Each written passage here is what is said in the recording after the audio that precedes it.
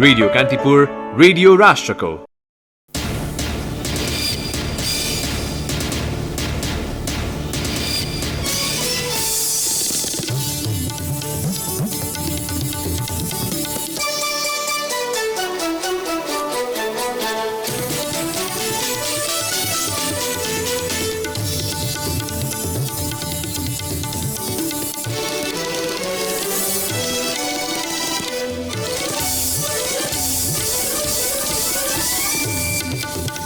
Security press खरिदका क्रममा प्राप्त हुने कमिसन सम्बन्धी अडियो सार्वजनिक भएपछि सञ्चार मन्त्री बास्कोटाद्वारा पदबाट राजीनामा। खरिद प्रक्रिया अगाडि नबढाउन सरकारलाई संसदीय समितिको निर्देशन। सरकारका प्रवक्ताबाट भएको भनिएको अनियमितताबारे छानबिनको माग गर्दै प्रमुख प्रतिपक्षी कांग्रेसद्वारा संघीय संसदका दुवै सदनको बैठक अवरुद्ध, जिम्मेवारी लिन प्रधानमन्त्रीलाई आग्रह। सुनसरीको दुहबीबाट तीर्थयात्रामा गएको यात्रुबस भारतको तमिलनाडुमा दुर्घटना हुँदा 6 नेपालीको मृत्यु, 21 जना घाइते। सुनको मूल्य नेपाली बजारमा थप महँगियो, नेप्सेमा आज झण्डै 3 अर्ब बराबरको कारोबार। जापान सरकारले क्वारेन्टाइनमा राखेका 2 जनाको उपचारका क्रममा मृत्यु, क्वारेन्टाइन प्रक्रियाको चौतर्फी विरोध। र आयोजकको टिमलाई पराजित गर्दै ललितपुरको 3 स्टार क्लब झापामा जारी। शताक्षी गोल्ड कप फुटबलको फाइनलमा प्रवेश। धरानमा हुने बुढा सुब्बा र धनगढीमा हुने खप्तर गोल्ड कप फुटबलको तयारी पूरा। नमस्कार, कान्तिपुर डायरीका साथमा साथी सुरज र म प्रतीक्षा। सुरु गरौँ मुख्य प्रसङ्गबाट। सेक्युरिटी प्रेस खरिदका क्रममा प्राप्त हुने कमिसन सम्बन्धी विवादमा मुछिएपछि सञ्चार तथा सूचना प्रविधि मन्त्री गोकुल प्रसाद बास्कोटाले पदबाट राजीनामा दिनुभएको छ। 70 करोड रुपैयाँ कमिसनमा डिल भएको अडियो सार्वजनिक भएसँगै चौतर्फी विरोधका बीच मन्त्री बास्कोटाले प्रधानमन्त्री केपी शर्मा ओली समक्ष राजीनामा बुझाउनु भएको हो। माइक्रो ब्लगिङ साइट ट्विटरमा बास्कोटाले लेख्नु भएको छ, मेरो बारेमा प्रश्न उठेकाले सम्माननीय प्रधानमन्त्री समक्ष नैतिकताका आधारमा मन्त्री पदबाट राजीनामा दिएको छ। कञ्चनपुरबाट काठमाडौँ फर्किए लगतै बालुवाटार पुगेका बास्कोटाले राजीनामा अघि प्रधानमन्त्री केपी शर्मा ओलीलाई अडियोबारे प्रश्न पार्न प्रयास गर्नुभएको थियो। कञ्चनपुरमा कार्यकर्तासँगको भेटघाटमा बास्कोटाले आफूमाथि लागेको आरोप पुष्टि भए कारबाही भोग्न तयार रहेको प्रतिक्रिया दिनुभएको थियो। व्यापारीहरू बढी पैसामा मेरो सामान किन्दै यति कमिसन दिन्छु भन्दै आउने गरेको बताउँदै मन्त्री बास्कोटाले बढी पैसामा किन्न र कमिसन लिन नमानेपछि हल्ला गरेको दावी गर्नुभयो। उहाँले भन्नुभयो, मैले सुको 7 आना पनि खाएको छैन, खाएको देखिए कारबाही भोग्न तयार छु। डराएर खुट्टा कमाएर हिँड्नुपर्ने अवस्था नरहेको बताउँदै मन्त्री बास्कोटाले नखाएको विष नलाग्ने बताउनुभयो। सेक्युरिटी प्रेससँग सम्बन्धित एक प्रतिनिधि विजय प्रकाश शर्मा मिश्रसँगको कुराकानीका क्रममा मन्त्री बास्कोटाले आफ्नो कार्यकक्षमै बोलाएर कमिसनको अङ्कबारे साङ्केतिक कुराकानी गर्नुभएको थियो। अडियोमा मन्त्री बास्कोटाले 70 करोड रुपैयाँको कमिसनमा डिल गर्दै कमिसन बढी हुने उपायका बारेमा सल्लाह गरेको प्रश्न सुनिन्छ। 70 देखि 75 करोड रुपैयाँ कमिसन आउँदा त्यसको 70% रकम मन्त्रीलाई हुने कुराकानीमा स्पष्ट सुनिन्छ। त्यो अङ्क करिब 55 करोड रुपैयाँ हुने बताइएको छ।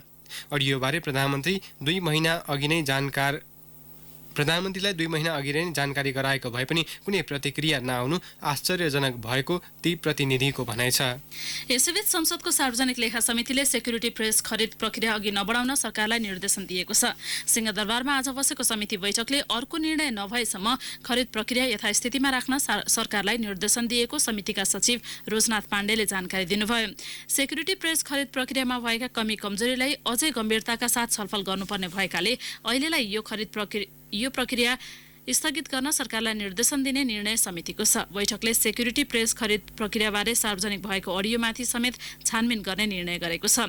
लेखा समितिले यस घटनाका बारेमा छलफल गर्न बोलाएपछि काठमाडौँ बाहिर रहेकाले सञ्चार मन्त्री बास्कोटा उपस्थित हुनु भएन। प्रमुख प्रतिपक्षी नेपाली कांग्रेसले सेक्युरिटी प्रिन्टिङ प्रेस खरिदमा भएको अनियमितता छानबिन गर्न सरकारसँग माग गरेको छ। मन्त्रीबाटै भएको अनियमितता सम्बन्धी यस घटनाको जिम्मेवारी प्रधानमन्त्री ओलीले लिनुपर्ने कांग्रेसको माग छ। बास्कोटालाई बर्खास्त र घटनामा छानबिन माग गर्दै कांग्रेसले आज संघीय संसदका दुवै सदनको बैठक अवरुद्ध गरेको छ। प्रधानमन्त्री केपी शर्मा ओलीले जवाफ नदिएसम्म संसदको अवरोध कायम राख्ने कांग्रेसको चेतावनी छ। दिउँसो 1 बजेका लागि बोलाइएको प्रतिनिधि सभा बैठक झन्डै 2 घण्टा ढिला गरी सुरु भए पनि कांग्रेसले अवरुद्ध गर्यो। बैठकको सुरुमा समय लिएर बोल्दै सचेतक पुष्पा भुसालले नेपाल सरकारभित्रैबाट पटक पटक भ्रष्टाचारका घटनाहरू सार्वजनिक हुनु दुःखद भएको बताउँदै निष्पक्ष छानबिनको माग गर्नुभयो। हाम्रो 3वटा माग पूरा नभएसम्म सभामुख महोदय यो संसद अगाडि बढाउनको लागि हामी असमर्थ छौं। सम्माननीय प्रधानमन्त्रीज्यूले आफ्नो प्रवक्ता सञ्चार मन्त्रीले 70 करोडको कमिसन मागेको यो प्रमाण बाहिर आइसकेको हुनाले तुरन्त बर्खास्त गर्नको लागि हाम्रो पहिलो माग रहेको छ। दोस्रो माग मन्त्रीमण्डलले यसको जिम्मा लिनु पर्दछ। प्रधानमन्त्रीज्यूले यसको सम्पूर्ण जिम्मेवारी लिनु पर्दछ, किनभने प्रधानमन्त्री मन्त्री परिषद प्रति उत्तरदायित्व हुने हाम्रो व्यवस्था छ।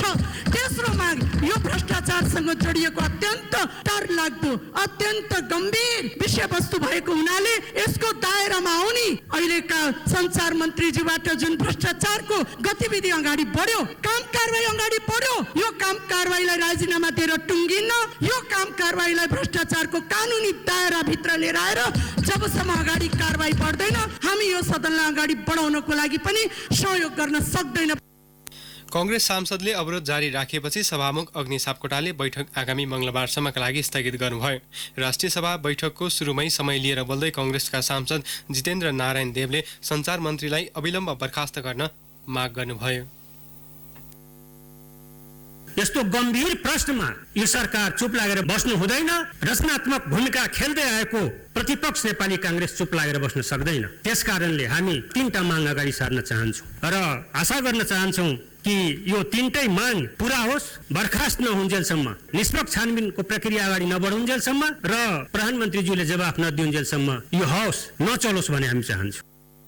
सो लगतै कांग्रेस सांसदले उठेर विरोध जारी राखेपछि अध्यक्ष गणेश प्रसाद तिमल सिन्हाले बैठक आगामी बिहीबारसम्मका लागि स्थगित गर्नुभयो। यसअघि कांग्रेस प्रवक्ता विश्वप्रकाश शर्माले विज्ञप्ति जारी गर्दै घटनाको अनुसन्धान गर्न आग्रह गर्नुभएको थियो।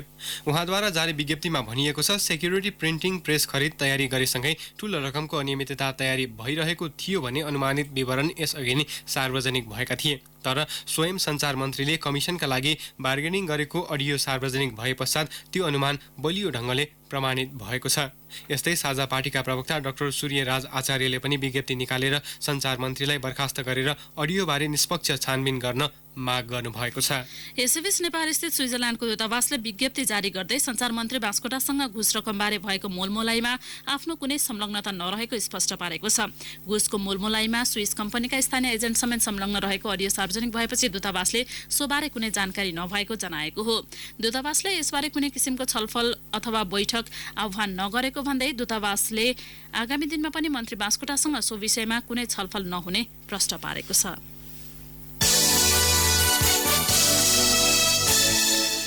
सुनसरीको दोहबीबाट तीर्थयात्री बोकेर भारत गएको बस तमिलनाडुको सालेममा दुर्घटना हुँदा 6 जना नेपालीको मृत्यु भएको छ, 21 जना घाइते भएका छन्।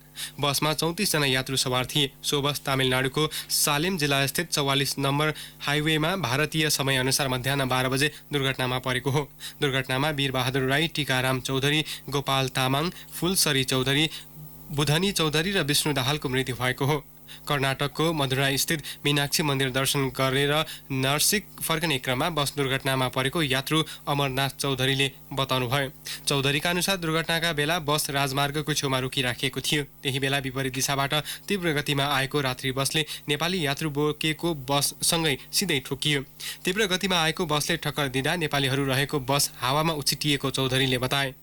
घाइते हुनेमा अधिकांशको खुट्टा भाँचिएको र केही ढाडमा समेत चोट लागेको छ। घाइते मध्ये 4 जनाको अवस्था गम्भीर छ। सबै घाइतेको स्थानीय अस्पतालमा उपचार भइरहेको छ। कान्तिपुर डायरीमा अब ब्रेकको पालो। ब्रेकपछि कान्तिपुर डायरीमा अब बाँकी प्रसङ्ग। महाशिवरात्रि पर्वका लागि पशुपति क्षेत्र विकास कोषले सम्पूर्ण तयारी पूरा भएको जनाएको छ। आज रातिदेखि नै दर्शनार्थीको घुइँचो लाग्ने भएकाले सुरक्षा लगायतका सम्पूर्ण तयारी पूरा भएको कोषले जनाएको छ। भक्तजनलाई पशुपतिमा दर्शनका लागि 3वटा प्रवेशद्वारको व्यवस्था गरिएको छ। पैसा तिरेर छोटो बाटोबाट दर्शन गराउने व्यवस्था भने कोषले यो वर्ष खारेज गरेको छ।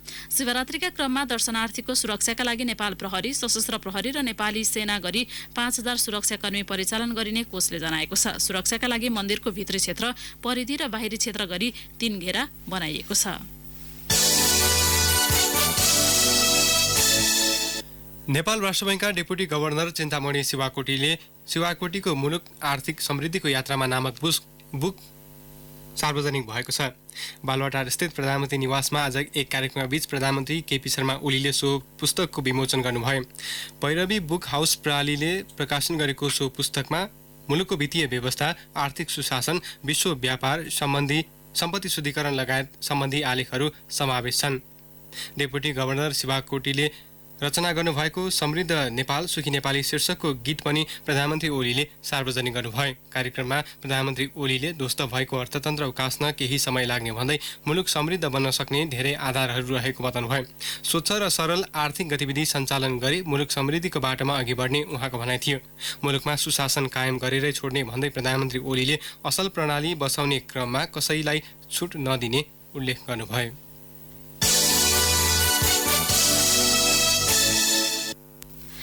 अब केही समाचार संक्षेपमा। थरोहट थारूवान राष्ट्रिय मोर्चाका केन्द्रीय संयोजक लक्ष्मण थारूले 8औं दिनमा आफ्नो अनसन तोड्नु भएको छ। विभिन्न राजनीतिक दलले माग पूरा गराउन पहल गर्ने लिखित प्रतिबद्धता जनाएपछि थारूले आज अनसन तोड्नु भएको हो। मोर्चाका संयोजक थारू 14 बुधे माग राखेर फागुन 1 गतेदेखि आमरण अनसनमा बस्नु भएको थियो। कक्षा 3 मा अध्ययनरत छात्रालाई करणीको प्रयास गरेको भन्दै प्रहरीले 5 थरको फाल्गुनन्द गाउँपालिका 1 नवमी डाँडा स्थित सिद्धेश्वरी माध्यमिक विद्यालयका प्रधानाध्यापक मोहन प्रसाद दुलाललाई पक्राउ गरेको छ। छात्राकी आमाले 13 वर्षीय छोरीलाई दुलालले जबरजस्ती करणी गर्न खोजेको भन्दै जाहेरी दिएकी थिइन्। प्रतिबन्धित नेत्र विक्रम चन्द समूह निकट लेखक संघका केन्द्रीय सदस्य बीपी विद्रोही भनिने बृहस्पति पौडेललाई प्रहरीले काठमाडौँको कुलेश्वरबाट पक्राउ गरेको छ। चन्द आतंक मचाएको अभियोगमा महानगरीय प्रहरी वृत्त कालीमाटीको टोलीले उनलाई आज दिउँसो पक्राउ गरेको हो। बझाङको खप्तड छान्ना गाउँपालिका स्थित लामा खेतमा 101 ज 1220 नम्बरको जीप दुर्घटना हुँदा 9 जना घाइते भएका छन्। नगरलाई लैङ्गिक हिंसामुक्त बनाउन भन्दै बुटोल उपमहानगरपालिकाले लैङ्गिक हिंसामुक्त रणनीतिक कार्ययोजना सार्वजनिक गरेको छ। रणनीतिक कार्ययोजनामा लैङ्गिक हिंसा विरुद्ध चेतना प्रवाह, पीडितलाई न्याय र पीडकलाई कानुनी कारबाही सँगसँगै अगाडि बढाउने उल्लेख छ। उपमहानगरपालिकाका प्रमुख शिवराज सुवेदीले क्रियाशील सङ्घ संस्था, जनप्रतिनिधि, कर्मचारी तथा कार्यक्रममा उपस्थितलाई लैङ्गिक हिंसा नगर्ने र हुन नदिने प्रतिबद्धता सहितको शपथ खुवाउनुभयो। सदियौंदेखि चल्दै आएको परम्परालाई जीवन्त राख्न भन्दै गोर्खाको धार्चे गाउँपालिका 4 लाप्राकवासीले आज मकैको बिहे गरिदिएका छन्। दुलाहा र दुलही पक्षमा विभाजित भएर गाउँलेले मकैको विवाह गरिदिएका हुन्। साँझ घाटु नाचेपछि यो वर्ष मकैको बिहे सकिने चलन छ।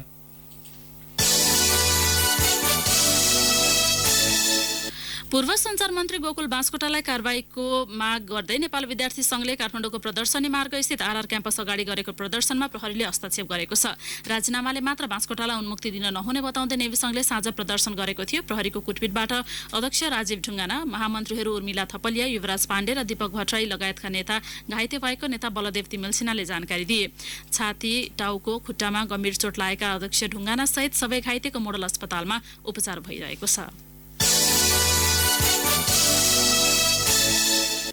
सेक्युरिटी प्रेस खरिदका क्रममा प्राप्त हुने कमिसन सम्बन्धी विवादमा मुछिएका सञ्चार तथा सूचना प्रविधि मन्त्री गोकुल प्रसाद बास्कोटाले पदबाट राजीनामा दिएपछि प्रधानमन्त्री केपी शर्मा ओलीले उहाँले सम्हालेका मन्त्रालयको जिम्मेवारी बाँडफाँड गर्नुभएको छ। बास्कोटाले सञ्चार सहित शहरी विकास मन्त्रालयको पनि जिम्मेवारी पनि सम्हाल्नु भएको थियो। राष्ट्रपति कार्यालयले साँझ विज्ञप्ति जारी गरी अर्को निर्णय नभएसम्मका लागि सञ्चार मन्त्रालयको जिम्मेवारी अर्थमन्त्री युवराज खतिवड़ालाई र शहरी विकास मन्त्रालयको जिम्मेवारी भौतिक पूर्वाधार तथा यातायात मन्त्री बसन्त कुमार नेम्वाङलाई दिएको जनाएको छ।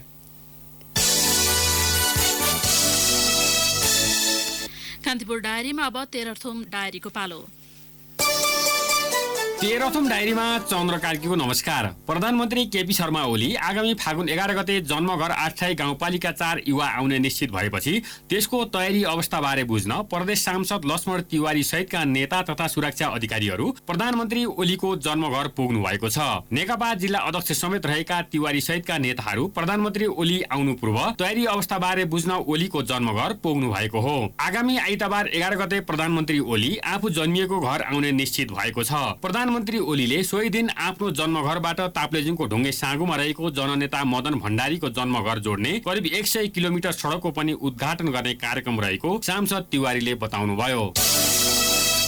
लालीगुराँस नगरपालिकाले जिल्लामै पहिलो पटक सार्वजनिक यातायातको रूपमा नगर बस सञ्चालनमा ल्याएको छ। ग्रामीण क्षेत्रका नागरिकलाई सुविधा दिने उद्देश्यले बस खरिद गरी सञ्चालनमा ल्याइएको नगर प्रमुख अर्जुन माबुहाङले बताउनुभयो। नगरपालिकाको 39,82,000 रुपियाँ लगानीमा नगर बस खरिद गरी सञ्चालनमा ल्याइएको हो। जिल्लाका सबै स्थानीय तहमा रहेका दलित, लोपोन्मुख तथा सीमान्तकृत जातिका लागि 110 घर निर्माण हुने भएका छन्। त्यसका लागि स्थानीय तहका वडा तथा बस्ती समेत छनौट भएका छन्। प्रदेश र केन्द्रीय सरकारको आवास नीति अनुसार विपन्न समुदायका लागि आवास सुविधा उपलब्ध गराउन लागि शहरी विकास तथा भवन कार्यालय धनकुटाका प्रमुख मिलन आचार्यले बताउनुभयो। गुराँस फुल्ने मौसम सुरु नहुँदै तिनजुरे मिल्के जलजले टिएमजे क्षेत्र आन्तरिक तथा बाह्य पर्यटकले भरिभराउ भएको छ। चिसो मौसममा पनि पर्यटकले बसन्तपुरदेखि गुफा बजारसम्मका सबै होटल भरिभराउ छन्। एकै स्थानमा 28 प्रजातिका गुराँस फुल्ने टिएमजे क्षेत्रमा दैनिक 2000 बढी पर्यटक आइरहेको पर्यटन विकास तथा प्रबन्धन समितिका सदस्य प्रकाश श्रेष्ठले बताउनुभयो। टिएमजे क्षेत्रमा गुराँस फुल्ने मौसम पनि सुरु हुन लागेकाले आन्तरिक पर्यटकको चाप बढेको तिनजुरे फेदी घुर्मिसेका होटल व्यवसायी ध्रुव खड्काले बताउनुभयो। हवस् त 13औं डायरी आजलाई यति नै। चन्द्र कार्कीलाई बिदा दिनुहोस्। नमस्कार। 13औं डायरीपछि कान्तिपुर डायरीमा पुनः ब्रेकको पालो। अब आर्थिक प्रसङ्ग। नेपाली बजारमा सुन हालसम्मकै महँगो भएको छ। प्रति तोला 500 रुपैयाँले बढेर सुनले आज नयाँ रेकर्ड कायम गरेको हो। सुनको मूल्य बढेर प्रति तोला 77,600 रुपैयाँ कायम भएको नेपाली सुनचाँदी व्यवसाय महासङ्घले जनाएको छ। यसअघि हिजो सुनको मूल्य प्रति तोला 77,100 रुपैयाँमा कारोबार भएको थियो। चाँदी पनि हिजोको तुलनामा प्रति तोला 10 रुपैयाँले बढेर 915 रुपैयाँ पुगेको छ। साताको पहिलो दिन गत आइतबार सुन प्रति तोला 76,500 रुपैयाँमा कारोबार भएको थियो। गत आइतबारबाट निरन्तर उकालो लागेको सुनको भाउ साताको अन्तिम दिन आज तोलाको 400 रुपैयाँले बढेर 77,600 रुपैयाँ पुगेको हो। अमेरिका र चीन बीचको व्यापारिक युद्ध तथा अमेरिका र मुस्लिम राष्ट्रहरू बीचको तनाव पूर्ण रूपमा अन्त्य नभएकाले सुनको भाउ उकालो लागेको सुनचाँदी व्यवसाय महासङ्घका पूर्व अध्यक्ष मणिरत्न साक्यले बताउनुभयो। पछिल्लो समय चीनमा फैलिएको कोरोना भाइरसको संक्रमणले पनि सुन बजार प्रभावित भएको उहाँले बताउनुभयो। विश्वकै ठूलो अर्थतन्त्र भएको चीन झण्डै 2 महिना यता कोरोना भाइरसको संक्रमणसँग जुझिरहेका कारण त्यहाँको उद्योग व्यापार व्यवसाय लगायत सम्पूर्ण अर्थतन्त्रमा परेको प्रभावको असर सुनमा देखिएको उहाँको भनाइ छ। सुनको भाउ निरन्तर उकालो लागेसँगै कारोबार भने ठप्प भएको महासङ्घले जनाएको छ। सुनको मूल्य उकालो लाग्ने क्रम नरोकिए आफूहरूको व्यवसाय नै धराशयी हुने महासङ्घका पूर्व अध्यक्ष साक्यको भनाइ थियो। साताको पहिलो दिन गत आइतबारबाट निरन्तर उकालो लागेको धितोपत्र बजार कारोबार हुने साताको अन्तिम दिन आज पनि उच्च अङ्कले बढेको छ। बजार परिसूचक नेप्से आज 29.32 अङ्कले बढेर 1434.57 बिन्दुमा पुगेको छ। नेप्सेसँगै कारोबार रकममा पनि उल्लेख्य वृद्धि भएको छ। कारोबार रकम अघिल्लो दिनको तुलनामा 1 अर्ब 16 करोड रुपियाँले बढेको छ। नेप्सेमा आज 2 अर्ब 78 करोड 50 लाख रुपियाँ बढीको कारोबार भएको नेपाली स्टक एक्सचेन्जले जनाएको छ। अघिल्लो दिन सामान्य सुधार देखिएको नेप्सेमा 1 अर्ब 62 करोड रुपियाँ बढीको कारोबार भएको थियो। कारोबार भएका व्यापार र म्युचुअल फन्ड बाहेक बाँकी सबै कम्पनी समूहको उपसूचक उकालो लागेको छ।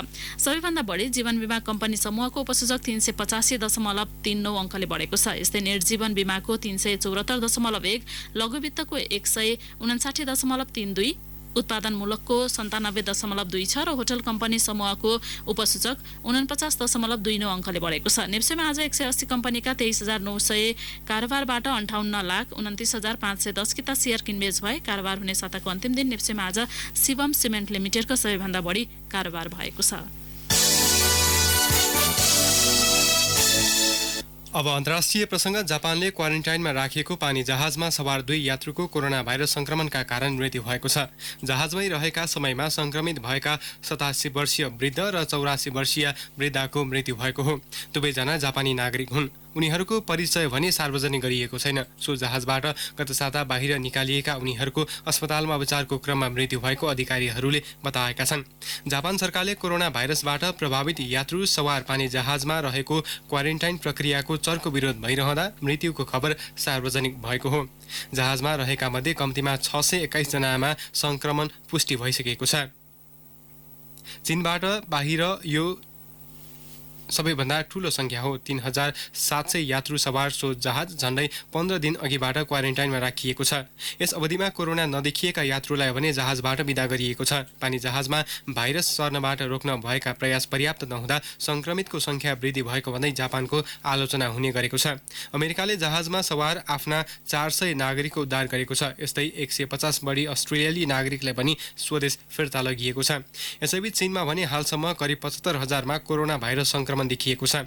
2118 जनाको मृत्यु भइसकेको छ। यद्यपि हाल हुवेई प्रान्तमा नयाँ बिरामीको संख्या उल्लेख्य कमी आएकाले नियन्त्रण उन्मुख रहेको दावी गरिएको छ।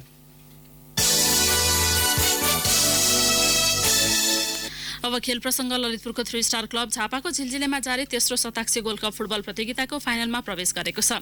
शिव सताक्सी नगरपालिका 11 स्थित गणेशमान सिंह अध्ययन प्रतिष्ठानको मैदानमा आज भएको पहिलो सेमी फाइनलमा आयोजक सतासी धाम स्पोर्टिङ क्लबलाई 3-1 गोलले पराजित गर्दै 3 स्टार उपाधि नजिक पुगेको हो। 3 स्टारको जितमा अनन्त तामाङ, अशोक खवास र कप्तान विक्रम लामाले दोस्रो हाफमा गोल गरे। आयोजकका पदम भट्टराईले इन्जुरी समयको तेस्रो मिनटमा पेनाल्टी मार्फत सान्तवना गोल फर्काएका थिए। प्रतियोगिताको अन्तिम सेमी फाइनलमा भोलि ए डिभिजन लिग विजेता मछिन्द्र क्लब र विभागीय त्रिभुवन आर्मी बीच प्रतिस्पर्धा हुनेछ। टाई ब्रेकरमा वीरगञ्ज युनाइटेडलाई पराजित गर्दै सङ्कटा क्लब तेस्रो बागमती गोल्ड कप फुटबल प्रतियोगिताको सेमी फाइनलमा प्रवेश गरेको छ। मकवानपुरको बागमती गाउँपालिका स्थित जनता माविको मैदानमा आज भएको खेलमा वीरगञ्जलाई टाई ब्रेकरमा 4-2 गोल अन्तरले पराजित गर्दै सङ्कटा अघिल्लो चरणमा प्रवेश गरेको हो। निर्धारित समयको खेल 3-3 गोलको बराबरीमा सकिएपछि टाई ब्रेकर मार्फत नतिजा छिनोफानी भएको हो। सङ्कटा क्लब सेमी फाइनलमा प्रवेश गरेसँगै प्रतियोगिताको सेमी फाइनल समीकरण पूरा भएको छ। प्रतियोगिताको पहिलो सेमी फाइनल भोलि च्यासल युथ क्लब र हिमालयन शेर्पा क्लब बीच प्रतिस्पर्धा हुनेछ। पर्सि हुने दोस्रो सेमी फाइनलमा जावलाखेल युथ क्लब र सङ्कटा क्लब बीच प्रतिस्पर्धा हुनेछ। काठमाडौँ उपत्यका बाहिर हुने 2 ठूला प्रतियोगिताको तयारी पूरा भएको आयोजकहरूले जनाएका छन्। सुनसरीको धरानमा हुने अन्तर्राष्ट्रिय आमन्त्रण बुढा सुब्बा गोल्ड कप र कैलालीको धनगढीमा हुने सुदूरपश्चिम अन्तर्राष्ट्रिय आमन्त्रण खप्तड गोल्ड कपको तयारी पूरा भएको हो। 22औं संस्करणको बुढा सुब्बा पर्सि शनिबार र चौथो संस्करणको खप्तड भोलि सुरु हुँदैछ। धरान रङ्गशालामा 17 गतेसम्म चल्ने प्रतियोगिताको पुरस्कार राशिमा वृद्धि गर्दै विजेतालाई 10 लाख रुपैयाँ र उपविजेतालाई 5 लाख रुपैयाँ पुर्याएको आयोजकले जनाएको छ। सर्वाधिक गोलकर्तालाई 35,000, म्यान अफ द म्याचलाई 15,000 र विधागत पुरस्कार प्राप्त गर्नेलाई 25,000 रुपैयाँ प्रदान गर्ने आयोजक क्लबका अध्यक्ष किशोर राईले जानकारी दिनुभयो। उता आयोजक सुदूरपश्चिम 11 स्पोर्ट्स क्लबले आज धनगढीमा पत्रकार सम्मेलन गर्दै भोलि सुरु हुने सुदूरपश्चिम अन्तर्राष्ट्रिय आमन्त्रण खप्तड गोल्ड कपको उद्घाटन खेलमा बागमती क्लब सिराहा र कञ्चनजङ्घा फुटबल क्लब भारतबीच प्रतिस्पर्धा हुने जनाएको छ। उपाधि विजेताले 21 लाख 1 रुपैयाँ तथा उपविजेताले 10 लाख 1 रुपैयाँ प्राप्त गर्ने आयोजक क्लबका अध्यक्ष सुरेश हमालले जानकारी दिनुभयो। अवसर कान्तिपुर डायरीको यो बुलेटिन अहिलेलाई यहीँ सकिन्छ। साथी सुरज र म प्रतीक्षा बिदा हुन्छौँ। नमस्कार। सूचना र मनोरञ्जनको संवाहक रेडियो राष्ट्रको रेडियो कान्तिपुर।